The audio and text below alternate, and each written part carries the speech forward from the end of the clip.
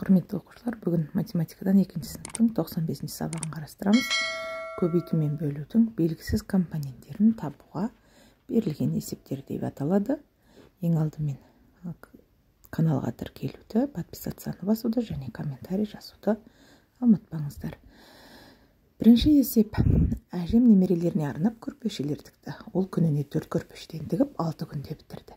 Әжем неше көрпеше тікті дейді.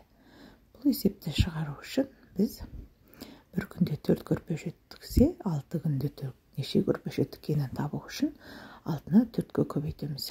Яғни 6 күнде барлығы 24 көрпеше тігеді екен. Есептің жауабы 6 күнде әжеміз 24 көрпеше тікті. Екінші есеп. Әжем күніне 4 көрпешеден тігіп бірнеше күнде 24 көрпеше дайындады. Әжем осы көрпешелерді неше күнде тігіп бітірді дейді. Енді қысқаша берілген жазсақ, яғни бір күнде 4 көрпеше тіксе, 24 көрпешені сұрақ күнде тігіпті. Бұны табу үшін біз 24-ті 4-ке бөлеміз.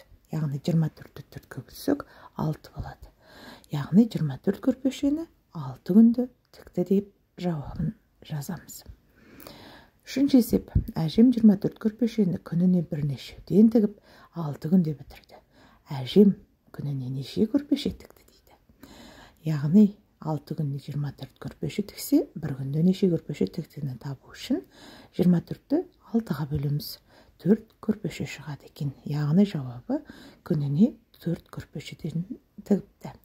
Енді осы біз шығарған бірінші, екінші, үшінші есептер, бұлар өзара кері есептер деп аталады. Төртінші есеп. 3 себеттің әрбіреуінде 8 орам жіп бар. Себеттерде барлығы неше орам жіп бар. Осы есепке кері есеп құрастыр және оларды шығар дейді. Енді ең алдымен қысқаша берілгенін жазып аламыз да, жаңағы бірінші, екінші, үшінші есептегідегі кері есептер дедік қой, соған қарастырып, осы есепке кері есеп құрастыратын боламыз. Яғни бірінші асын шығарып алайық. Бір себетте 8 орам жіп, 3 себетте сұраққа орам жіп. 8-ді 3-ке көбейтеміз, сонда 24 орам жіп бар екен. Яғни жауабы 3 себетте 24 орам жіп бар. Кері есеп құрастырғанда былай құрастырамыз. 3 себетте 24 орам жіп болса, себеттердің әрқайсында неше жіптен бар деп. Оны табу үшін 24-ті 3-ке бөліп, 8 орам жіп деп таба аламыз. Келесі 5-ші есепте амалдардың орындалу реті бойынша өрнектер құрып, олардың мәнін тап дейді. А, Х, Б, 3 есеп берілген екен, және 6-шы есепте 2 теңдеу беріліп тұр. Осы теңдеулерді шеш дейді. Енді 5-ші амалдардың орындалу реті бойынша қарастырсақ, бірінші бөлу, онан кейін қосылу тұр. Екіншісінде азайту, бөлу, үшіншісінде көбейту мен азайту тұр екен. Олай болса, мынандай өрнек құрастыра аламыз. 28 бөлу 4 қосу 16 тең 23 деп. 16 бөлу жақша ішінде 11 алу 7 тең 4 деп. 35 азайту жақша ішінде 8 көбейту 3 тең 11 деп 3 өрнек құрастыра аламыз. Ал 6-шы есептерден теңдеуді шешу үшін x көбейту тең 27, 27-ні 9-ға бөлеміз, 3 болады. 24-ті 3-ке бөліп 8 деп табып, арқарай тексеру жүргіземіз. 7-ші есепте апам Наурыз мерекесін арнап қоржындар тоқыды және оларды 4 сөмкеге бөліп салды. Егер әр сөмкеде 9 қоржыннан болса, апам барлығы неше қоржын тоқыды дейді. Осы есепке кері есеп құрастыр дейді. Енді бұл каналды бірінші рет көріп отырған болсаңыздар, онда міндетті түрде подписация батырмасын басу арқылы тіркеліп алыңыздар, және сұрақтарыңыз болып жатса, комментарийға жазып қалдыруларыңызға болады. Мен міндетті түрде жауап беремін.